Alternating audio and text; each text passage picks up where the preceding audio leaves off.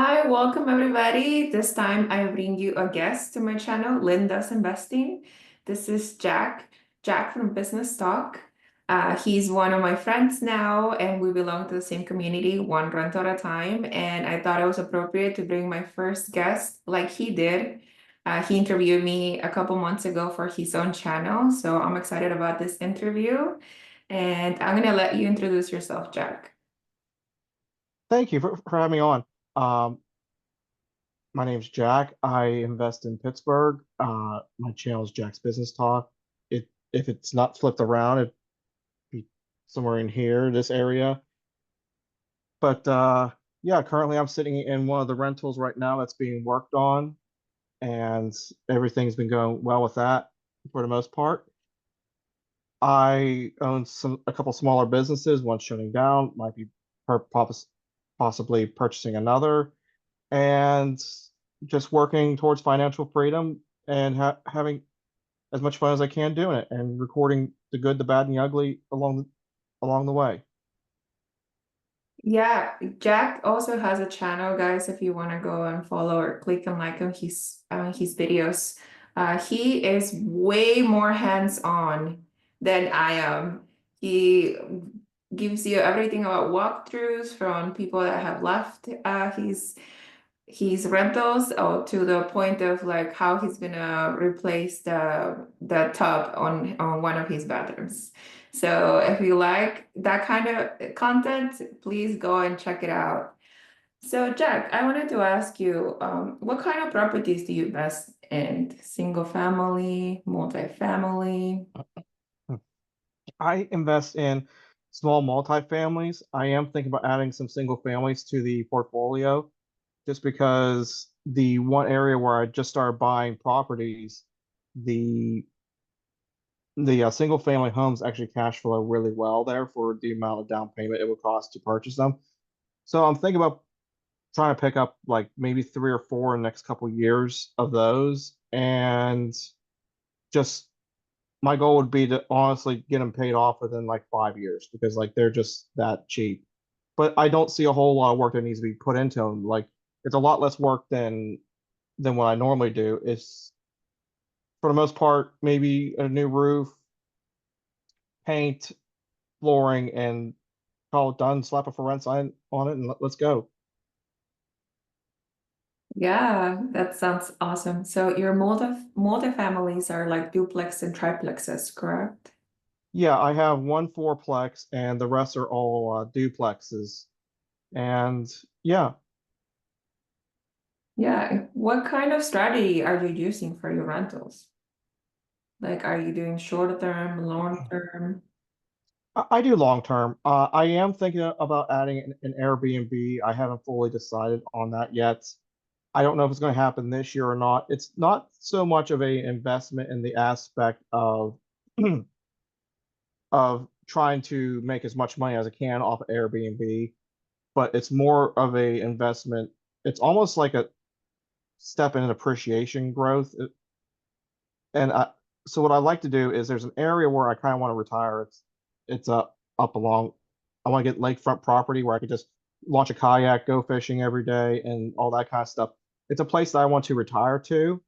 And so since the property's been appreciating so much over the past few years, I really am thinking about buying some piece of property, rent it out on Airbnb, even if I just don't or just make a little bit of money. But I talked to a couple people that do Airbnb up there, and apparently they usually clear about 2,000 a month. So it might be worthwhile doing it. And then when I retire, shut down the Airbnb and then just move up there. Yeah, that's a lot of upside, $2,000 of clearance. That's Yeah, as much as I'm assuming your fourplex puts out, if not more. I'm not exactly sure what the fourplex is going to put out when it's all said and done, because eventually I might have to do an eviction on that unit or on one of the units. They're paying, but it's so far under market value. I don't know if I can get them up to market value, and it's a mother and her son, and it's just a bad situation altogether. I haven't really fully decided what I want to do with that one. Plus, the other unit is still vacant that I'm it's going to be the next project. Mhm. So. I haven't fully decided, but step one for over there is just get a roof on the second half of the property, on that half, and fix up the other unit. And I think I'm going to then ask them if they want to move into that one, be X amount of dollars a month. And if they don't, say, okay, well, I can sign you in for like a 9 month lease at, you know, your current rate in your current unit, but I cannot renew afterwards. And that might be what I end up doing. Yeah, and that's a great option you're giving the tenant there, like rehabbing a unit and let her just have like a blank slate and a way more upgraded place, and then come up with the rent for that Hmm. discrepancy. That's amazing. So real estate investing, like you hear all of the gurus talking about real estate investing, and you also hear the horror stories of people that get into real estate investing and lost everything, went bankrupt, foreclosed their properties. The market is going up and down over the years. Why real estate investing? How did you fall into that? So how I fell into real estate is back in, if you can believe it or not, the when I was in eighth grade, my parents had some money set aside for college, but it wasn't enough to pay for college.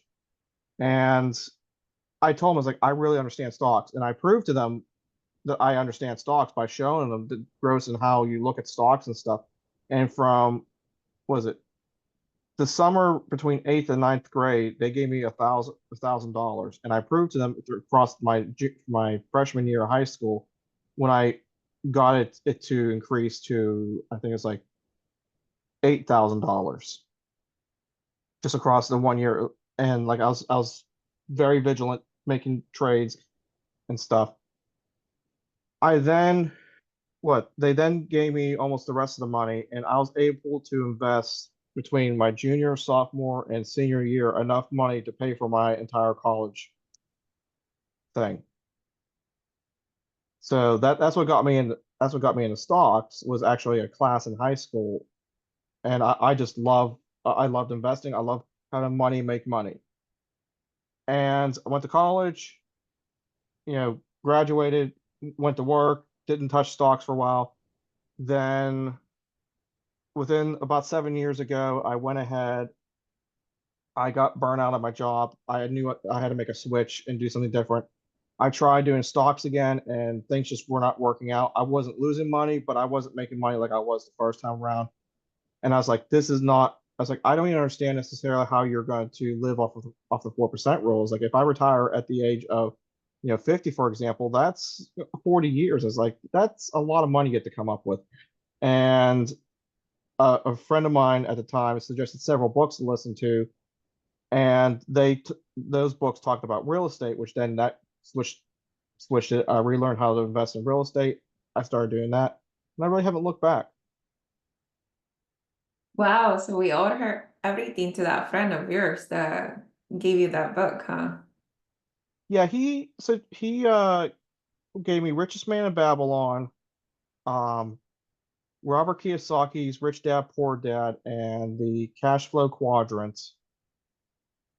Told me to listen to Minority Mindset and Bigger Pockets, and there was another book, but I can't remember off the top of my head. Yeah, I can't remember. But it's another one of those mindset books that get you into the mindset of how to different strategies that you have available. Yeah, how to create wealth by investing in different things, right? Hmm. Specifically real estate.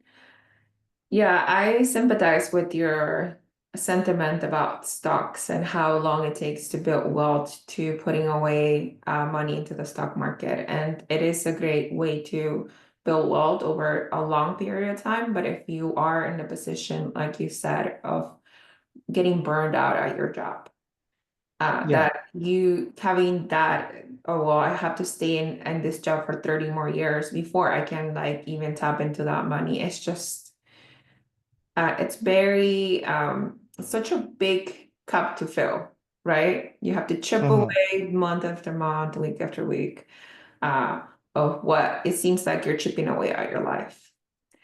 But it works for some people, and that's good. Better have something.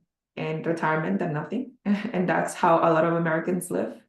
So, yeah, I wanted to ask you about your funding of your deals. How are you funding your deals nowadays? So what I do is the last deal was actually funded off of the last of my stock portfolio. I sold all the rest of the stocks out, and that's what I used to buy the fourplex with. Now, going forward, I'm not sure exactly how my 401k invests, but I've never seen it really go down.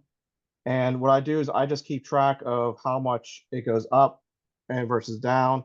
And I kind of just take it almost, I max it out completely for what I can contribute. And it's usually around 30K a year what it grows. So then I just take the 30K out, pay the taxes on it, and then I just go buy another rental property. And that's kind of what I've been doing for the past few years. And I'm hoping this year when I do make that move that I might be able to buy two single family units because I'm thinking because these single families that I was talking about earlier are so cheap that I might be able to swing two of them. 30K? Yeah, for 30K, I might be able to get two of them. I might have to put in like 10K out of my own pocket, but that's almost, that's nothing in the grand scheme of things. And they should cash flow $800 a month in my pocket each. Oh, okay. That sounds great. 20K per house, and then you are renting them out for 800 at least. Well, no, I'll clear 800. So I think, or they should rent for between 15 and 1600. So after I pay the bills and or after I pay the insurance and all that kind of stuff, so I was really trying to say, I should clear around 8 to 900 Per house. per house. Wow, that sounds like show rental loophole that we're not talking about. That's a lot of profit for one single family home. Yeah, it really is. And it's just, I found this specialty niche and where I just literally expanded my portfolio last year. And I don't know how long it's going to last. So I just want to take advantage of it while I can. And like I said, it may wash up and not be there in the future. So I just want to jump on it while I can. Yeah, I believe that's how you got Harrison to switch markets, probably.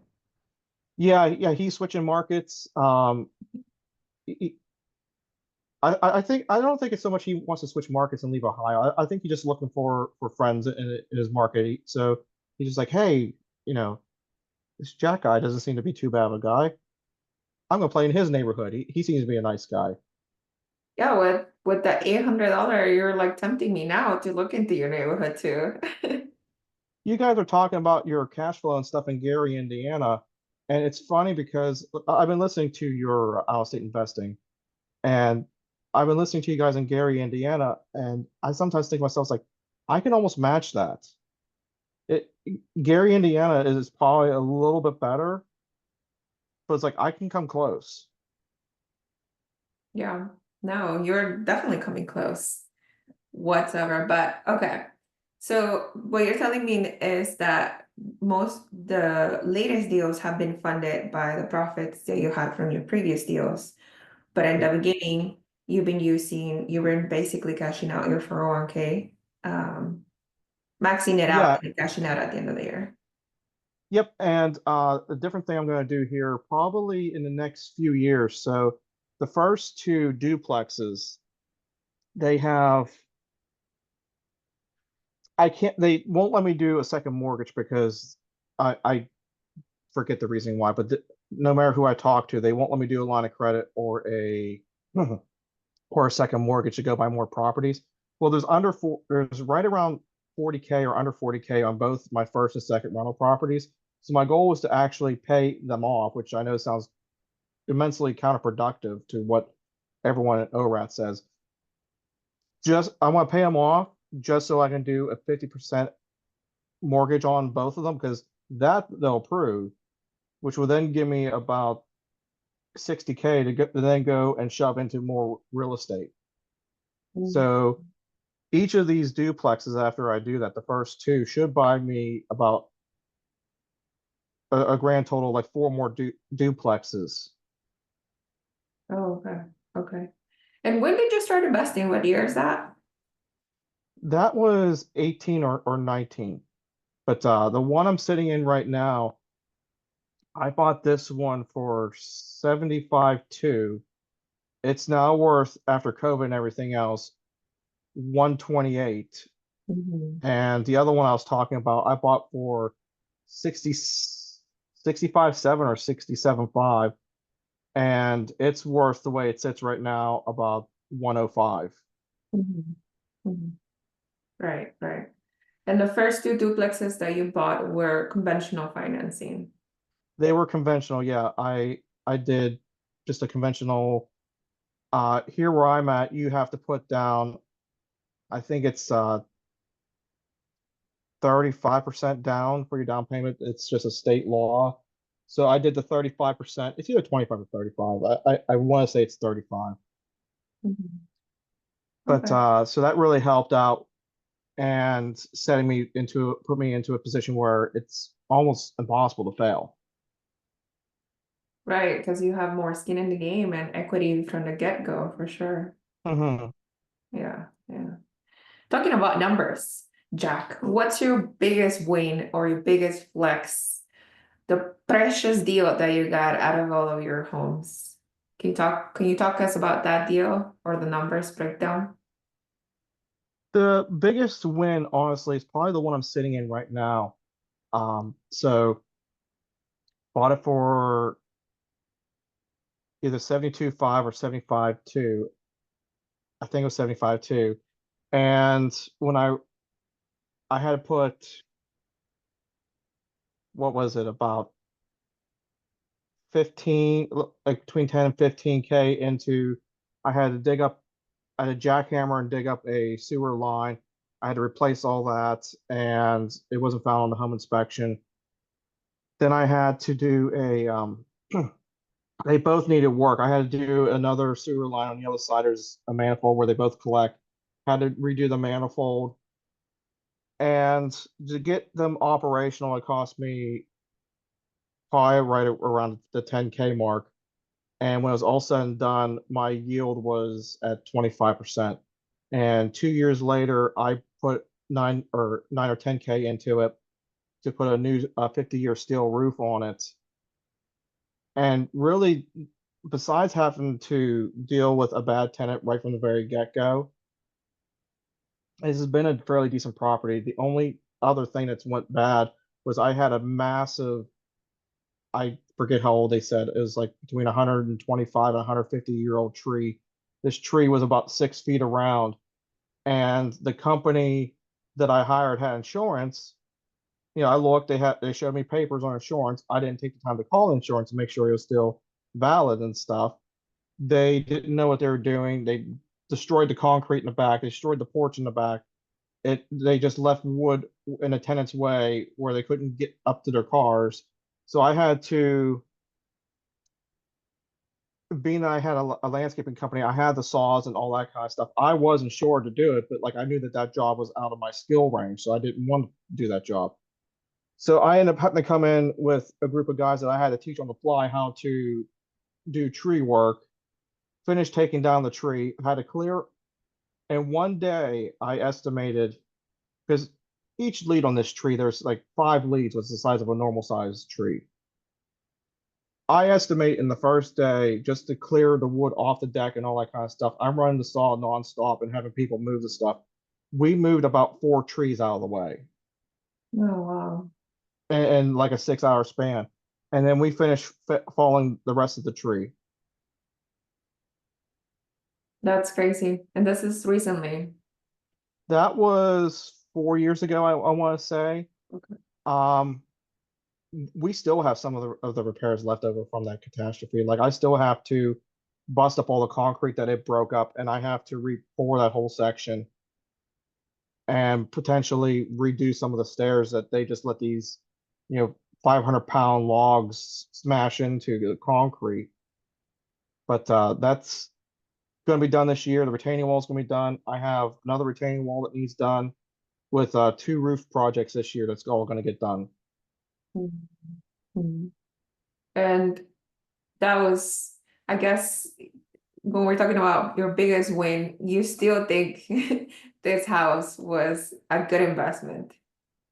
Yeah, it's definitely a good investment. I've never lost money on it, although there's been some times where I've regretted buying it, but it's still honestly my biggest win. It's also been one of my biggest learning curves because this was the very first one. My second one didn't quite perform quite as well, but it was a close second. It still I did the whole remodel myself on that one. I learned a whole ton of stuff in the process, and honestly, I don't really regret buying either one. But there are some things that I would look into for the future, and I'm going to change in my how I invest in the future and what I am willing to do versus what I'm not willing to do. Yeah, and that's the how real estate can be very giving, very generous, but also can humble you very quickly. Yeah. And it can teach you that you need to foresee every single scenario that you can think of. And it can also teach you to delegate because a lot of the things that people want to make themselves, there's also a lot of things that might buy you in the back later on. Hmm. Remember us talking in the past about how you needed to just relinquish some work to a handyman instead of you taking time off during your weekends to go and work in a house. Well, that's kind of what I've been doing with this project so far is most of it has been done, excuse me, most of it's been done by handymen so far. There's been very little I've actually done because when this project came up, um, even when we're in Vegas, my back was bothering me just from some different things that happened at work. So I've been very hands off on this project, and it's kind of been driving me crazy because I really want to get in there and do it. But I know in the long run, it's been going a lot smoother in the sense that it's not clogging up my mental bandwidth and what I can and can't handle. And I'm not doing a repeat of when I remodeled this place the first time around, where I would go and work a 14-hour shift and then come straight here and work 5 or 6 hours, find something soft to lay in like a garbage pile, just to then go wake up, get changed or get showered and changed here in the property and grab a breakfast sandwich or turkey sandwich on the way to work with a cup of coffee and water just to do the whole process all over again. So I'm not that bad anymore. Yeah. And alongside your biggest win, I guess what's the biggest thing you learn? I guess the thing that you can improve on. The biggest thing I learned and the biggest thing I'm still working on is delegating out some of the work. And like I really like how this project turned out with me doing very little in it. I found some great handyman for doing this project along the way. I'm very happy about all that. I enjoy not being here all the time. The only thing I think I might end up doing is I might spend the time to actually clean it, like clean the walls and some stuff. And even then, I'm just kind of I'm kind of thinking to myself that I'm really liking this whole hands-off thing. So I might even hire that part out. Wow. It's grown a lot of growth shows right now. Even for just a few months ago when I talked to you for the first time. Well, a lot of the things that you learn along the way, some things that you're going to use forever, and then it might change. Like in a couple years when you are less inclined to work hours, maybe you're more financially free, then you just enjoy diving into the rehab, because you won't have to like work a 14-hour shift and then come back home. Maybe you just like instead of delegating, you will come back to it. But what gives you joy to like share, like save that time to give you to make your life richer. That's what we're all trying to strive for, I think. Yeah, and that's like you just said. I really enjoy working on these units at some point, to some extent. But even when I get to the point where I'm not working so much, I think the biggest thing I've learned is what I enjoy and what I want to do versus what being forced to have to do all of the goofy things. Like I can tell you right now, I'm never remodeling another bathroom. I hate bathrooms. I'll do the kitchens. I don't mind doing kitchens. I'm really good at flooring, and that's kind of one of my pet peeves is that I can't find flooring companies that can match my quality of work. And they have the better supplies. They have the equipment to do it, and I'm doing out doing them with stuff that with tools that I had to make myself. So flooring is probably something I'm gonna do. Kitchens I'll do. They're easy enough, and painting I enjoy just listen to podcasts and just running a paint roller on the walls. I don't know. I like listening to the wet paint just go across the walls. It's meditating. I share that with you. I like painting too. It's like fun. I will paint all my furniture a different color just because I can. But it's the easiest way to see a room change and brighten up as well too. Hmm. So easy. Anyways, um, me and my journey, I didn't have a community in the beginning. I was doing everything by myself. What kind of things could you share about our community, one rental at a time, led by Michael Suber, that are have made you as an investor better? So I'll just tell the whole story from the very beginning. Um, it started off with how I found out about one rental at a time. It started off with Dion coming on the bigger pockets, and he mentioned Michael Zuber. And before Dion switched over to one rental at a time, I went ahead and I started emailing Dion, and I switched over to one rental at a time. I started watching Michael Zuber and just the awesome community he had. And when he talked about, and I told stories so many times, and I don't know why I can't remember the name of the course, but his main one to get you access to the Facebook community. When I found out about it and the price and stuff, I went ahead and bought it. And at that point in time, I was actually very, very alone. I felt like I was very by myself, and just I had to keep pushing these endless nights working on these projects with nothing more to really show than just, a nice place. But I had no one to share my wins and share my failures with until I joined the OREC community. And I just reached out in the Facebook community. It's like, hey, I'm an investor in Pittsburgh. Is there anyone else invest in Pittsburgh that would like to talk and meet up? Two people reached out, uh, Mikey Buzztune and Marco Shear. They said, hey, we're both from Hawaii.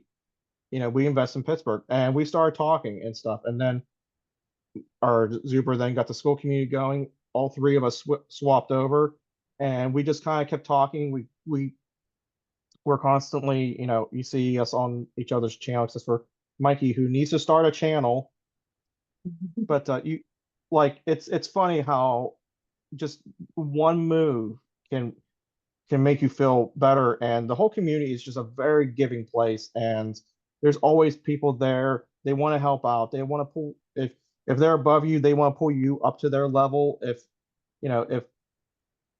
there's always someone willing to help that knows something about what you're talking about. Yeah, I think something I can really appreciate about the community is like nobody's trying to sell you something.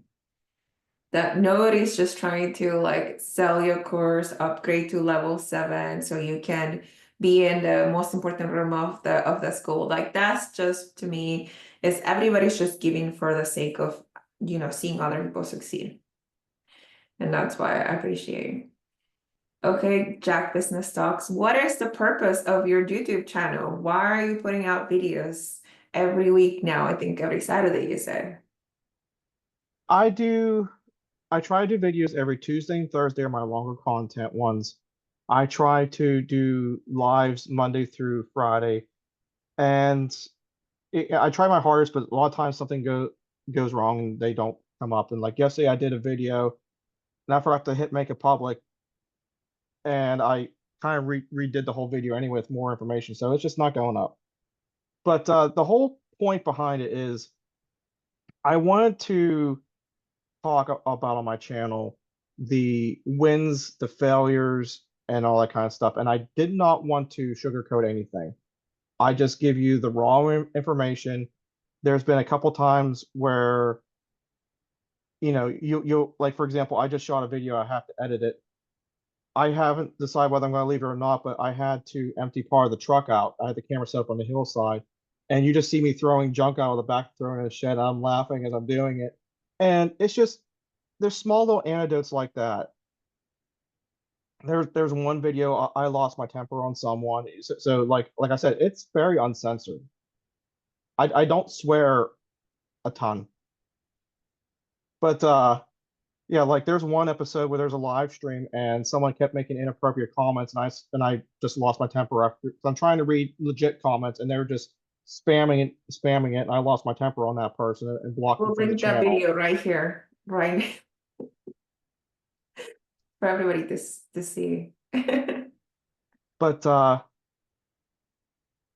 yeah, it's it's just I don't record or I don't rehearse anything. I think about the topic and I make a bullet points on it, but I just try to be as authentic as I can and just being myself. Yeah, and I think it's that philosophy of Michael Suber too, like just press record and go. And I feel like a lot of things that you see on social media is just heavily edited, heavily censored, just showing you a window of like what it could be. But no, I appreciate everybody that's in the community that have channels. They are very authentic. They will tell you their wins with their losses and the things that you should be watching out for sure. And I learn a lot about your videos as well. Even though I'm not as handy as you are, I still learn. But yeah, I would The like to one ask. advice No, go ahead. I was gonna say the one advice I would have for YouTube is if you're gonna drink on camera, like your coffee and water, make sure your coffee is cooled off a little bit, just because I found out the hard way when I accidentally went to put my coffee back down into the cup holder and hit the shifter knob instead. I spilled scalding hot coffee all over my leg and burned myself on camera. When you started the sentences, like if you're gonna drink, immediately in my head I was like, feeling alcohol on camera, then you should be probably not recording or something. Or maybe yeah. Now we've seen some other creators do that. But I wanted to ask you something that you asked me in my initial video when you interviewed me. Where do you see yourself in the next 5 years? The 2030. next 5 years, I see both me and Cynthia being part-time. I don't see us needing our core W-2 jobs for what we're doing anymore. We'll still be working at that point, but I'm not going to be where I'm at, and I'm planning on by either the fourth quarter of 2026 or first quarter 2027 to get her out of her position, and she can just kind of go work her 312 somewhere else, either as a nurse or whatever it is that she decides to do. And I'm going to try and get this other thing going on that's going on. Excuse me. I'm going to try and get the handyman business and all that up and going to the point where I can make a little bit more of a living out of that, as well as the secondary stuff that I have going on. I haven't really talked a whole lot about it on my channel just because I it's kind of up in the air right now. But if I can get those two things going, I could probably in a 5 years leave what I'm currently doing and just be doing that. And I'll probably get my real estate license and working on that as well.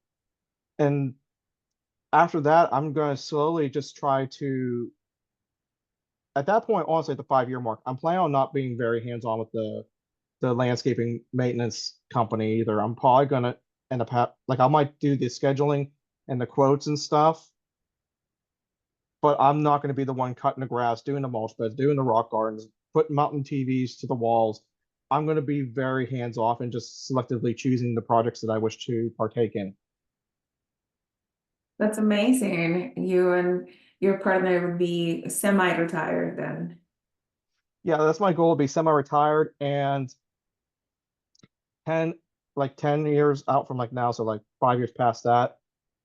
I plan on just making everything as hands off as I can to businesses and just working on real estate as an agent. And I'll probably keep my license for as long as I can, as long as I'm having fun with it. But the moment that I'm not having fun, I'm just let it expire. Yeah, I believe I heard you wanted to work with investors personally. You're not looking Hmm to get your realtor's license to work with first time home buyers or anything. I wouldn't mind working with them, but at the same time, like what I really want to be geared towards is the investors who I can where I don't know. I feel like my personality and just how I've been geared towards in houses now and just the things that I look at, I can't walk into a house and be like, it's pretty. I'm oh look at the great shower. It's so wonderfully tiled. I can walk into a place and be like, the rent's gonna be this, you're gonna cash flow this, your yield's gonna be this, it's gonna need ballpark this kind of work. If I would suggest you call these four people to verify what I'm saying and use them as your quote slash uh your home inspection report. Mhm. And even if you did find first-time home buyers, you are also know the power of multifamily house hacking. So you can steer Hmm. them that way as well. And who wouldn't like their mortgage paid off by renters? I can think of a couple people. Okay. Fair, sounds fair. I run into them as well. So okay, well, this was short and sweet, and I thank you for coming on my channel. You're my first guest. Hopefully, I get better at this. And please, if you haven't already liked and subscribed, please do so and check out Jack Business Talk. I will see you Thank you for next having me time, on. everybody. Bye bye.